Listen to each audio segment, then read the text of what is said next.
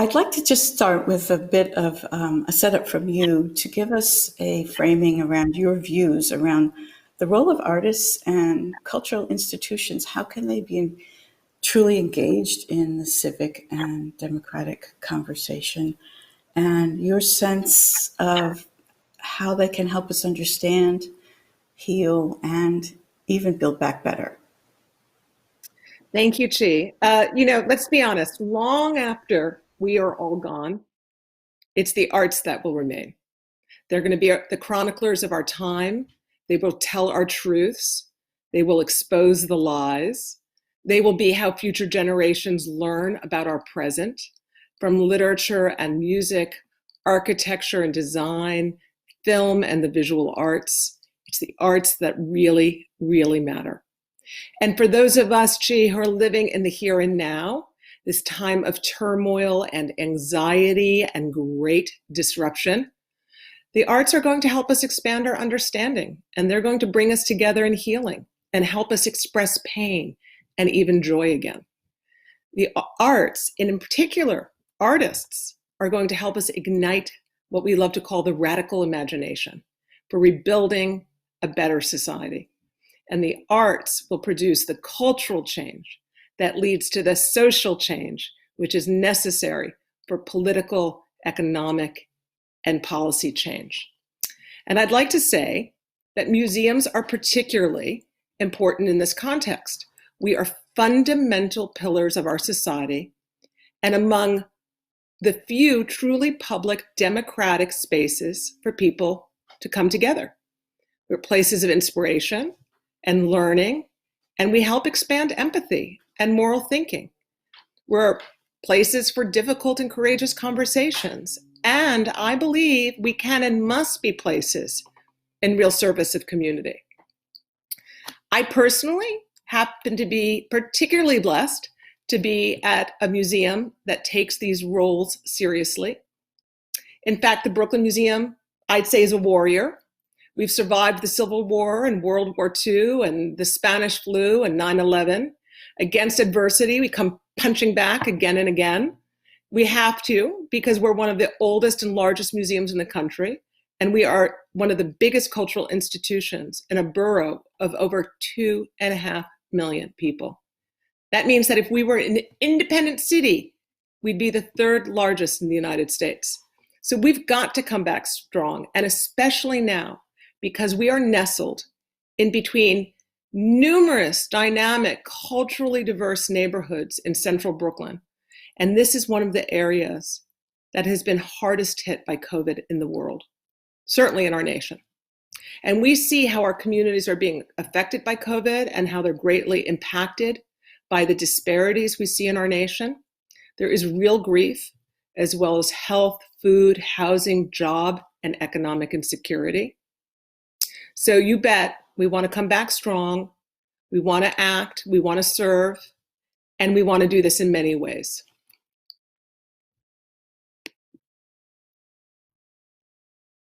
You are you are certainly a warrior, and you are also no stranger to crisis. I remember after 9/11, you were in New York City, you were running an arts organization called Creative Time.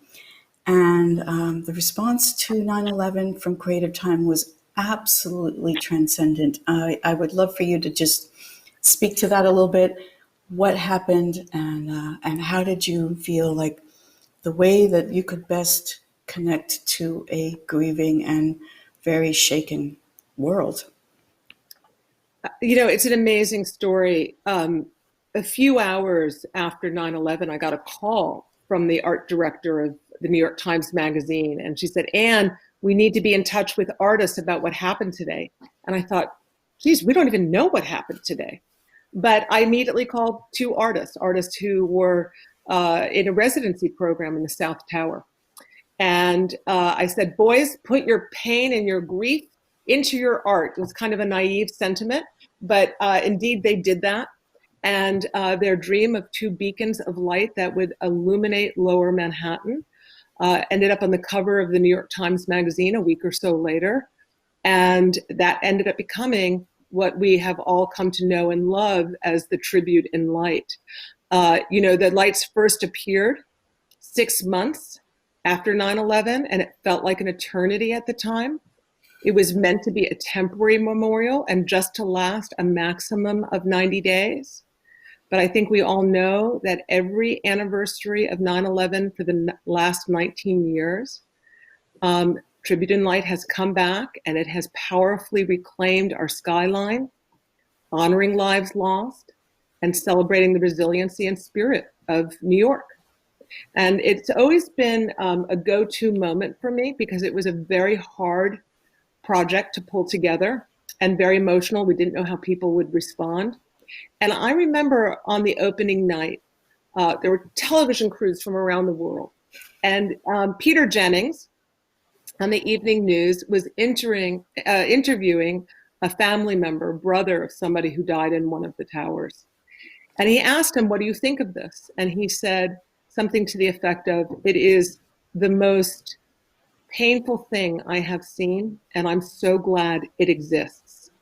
And it reminds me all the time of the ways in which art can be challenging, painful, and still bring us together in mourning and in healing and in sharing.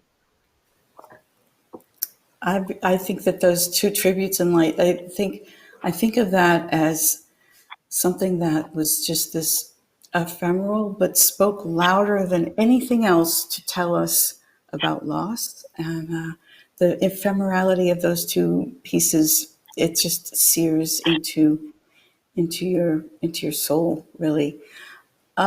So here we are, Anne. We're really in the midst of a lot, and I know you, as a museum director and such a fierce advocate, I know you're thinking about all kinds of things now. I think probably just staying alive as a cultural institution is no small feat. But tell us a little bit about, have you started to think about an art response to COVID yet? Does anything start to kind of emerge as a way to recognize the thousands who have been lost and likely thousands more who we will lose? Yes, we've had a lot of conversations about how art, whether it's in our collections or art that we may commission or bring into the museum, can really help us with our understanding at this moment. And I will say, even though it's quite premature, that we had a conversation with Lori Cumbo, who is our City Council Majority Leader and a arts person to her core. And she said, "Anne, why don't you project people who have died of COVID on the facade of the museum?" And you just know something is a great idea when you get shivers through your body. And it really stuck with us. And so we've started to pursue this idea. It sounds really simple. In fact, to do it well is really hard, not because of the technology, but because the simple truth is that you want to do this with a lens of real equity.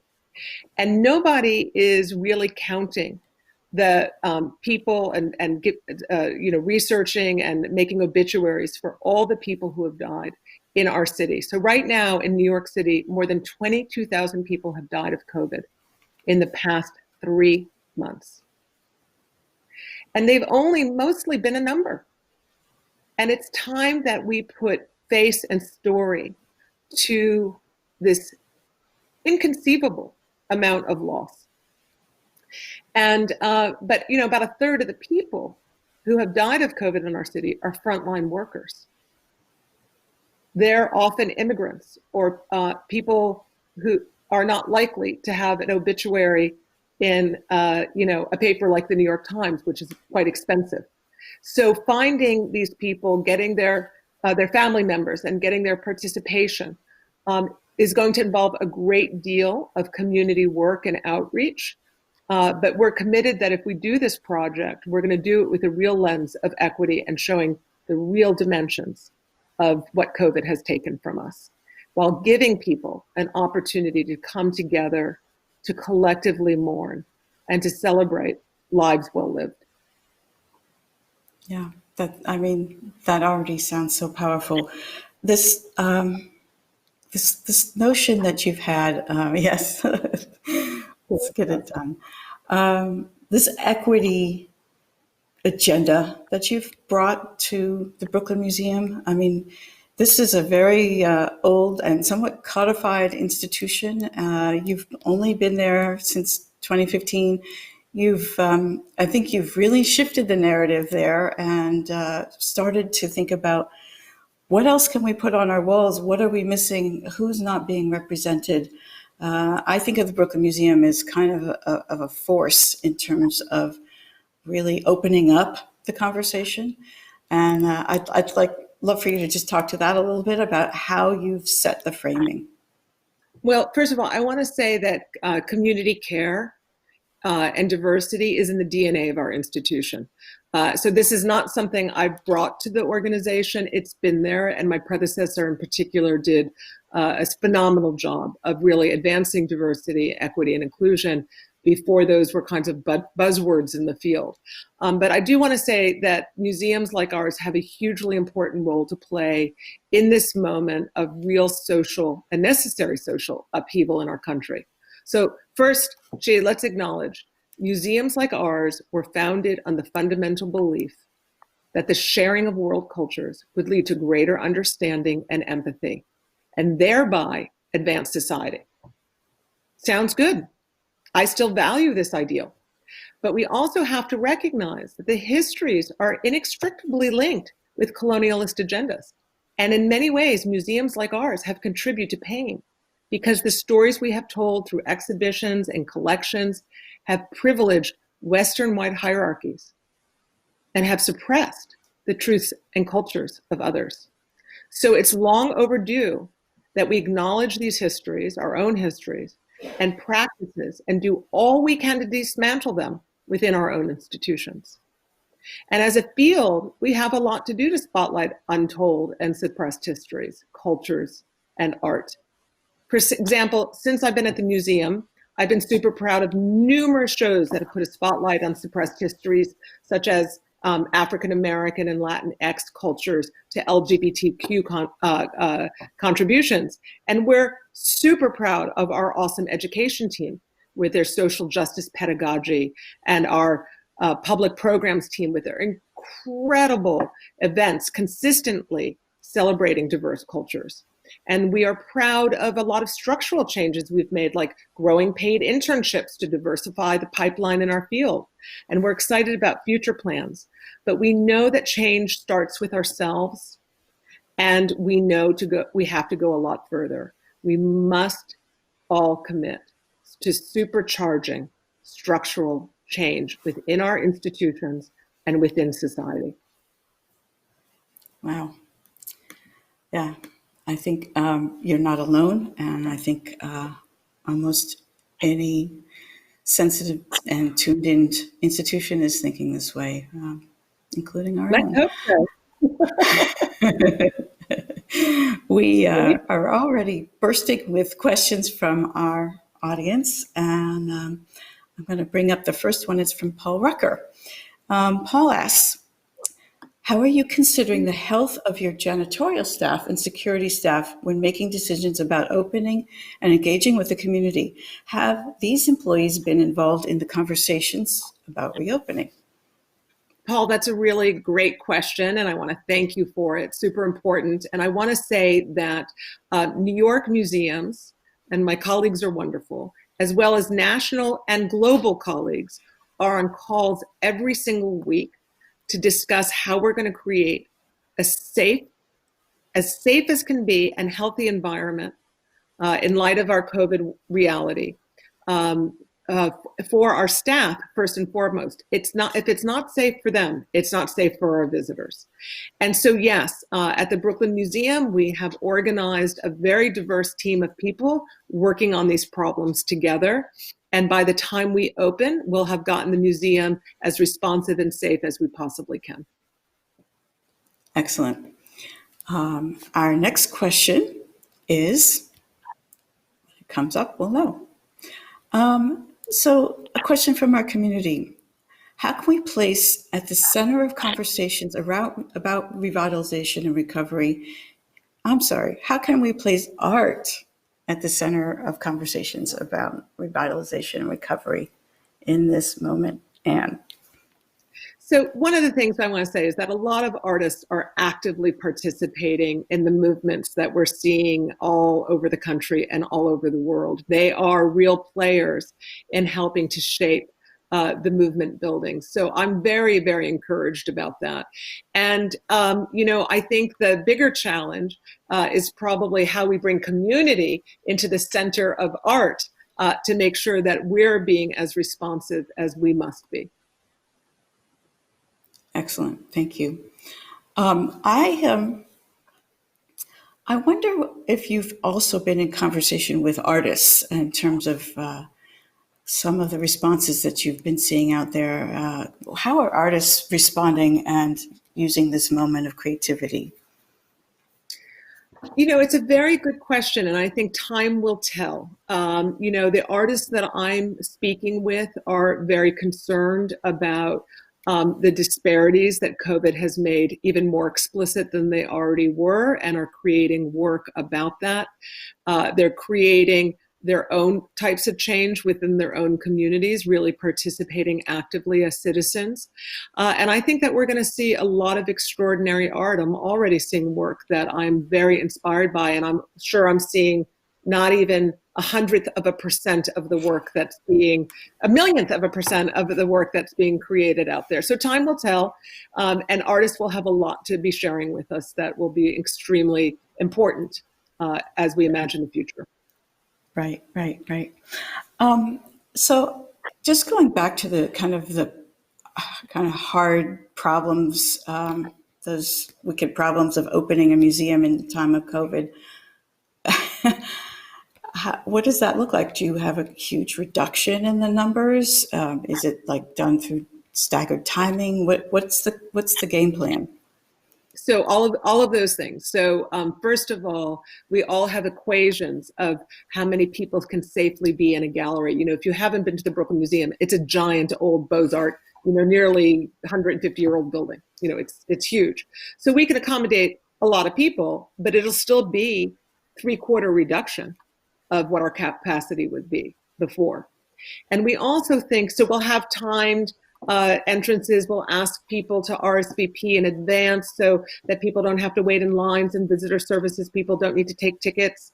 We're a pay what you wish museum, and most, half of the audiences are young and local and don't pay anyway. So, just hopefully most people will RSVP, although we'll take walk-ins as well. And we will monitor social distancing in as friendly and joyous as a way as we possibly can. Masks will be required. And I do want to say, I know people hate crowded museums, but I can say that I hate an empty museum. So I'm prepared for a lot of heartbreak when we reopen, because, three-quarters less people doesn't make me happy about the numbers of people we're touching and inspiring and meeting. And I'm especially sad because it looks like the New York City Department of Education will not be able to have field trips for the next year. And I cannot imagine how it's going to feel not to see children filling our galleries every single morning. So, we're in for some tough times, but we're going to try to make the experience as joyous and intentional as we can. And having been in your museum when it feels almost like a rave opening party, when something's happening there, and the joy really does reverberate through the institution. Are there ways that you can bring the museum outside, as you've done your whole career with Creative Time? Are you thinking about other ways of just touching your audiences? Yeah, so the memorial is one idea, if we can get that done. We have an exhibition in the museum of the artist, TED Prize winner JR, at the museum right now. And JR and his team have been out photographing the frontline workers, in particular hospital workers in Brooklyn. And we will wheat paste on the facade of the museum portraits of those wonderful people who have, really risked their life to save others. So there are a whole bunch of things that, in fact, we are planning that will activate our public spaces. Yes, we at TED share your passion and enthusiasm for JR. He's just Love done him. wonderful things, and He's a that sounds. magical. He's a magical unicorn of a human being. He's really extraordinary. And I thank Ted for infusing us. Well, yes, that's right. Yes, we've had great experiences with JR, and we're so happy to see his work at the Brooklyn Museum, and even extending beyond the Brooklyn Museum. And we have We've, his famous talk at the museum as part of that show. lovely. And it is always such a pleasure to see you and to talk to you. And I know, you will not be held back. This is going to be something that you and Brooklyn Museum embrace and will make something extraordinary, surprising, and really passionate. So we thank you for your work. It's my joy.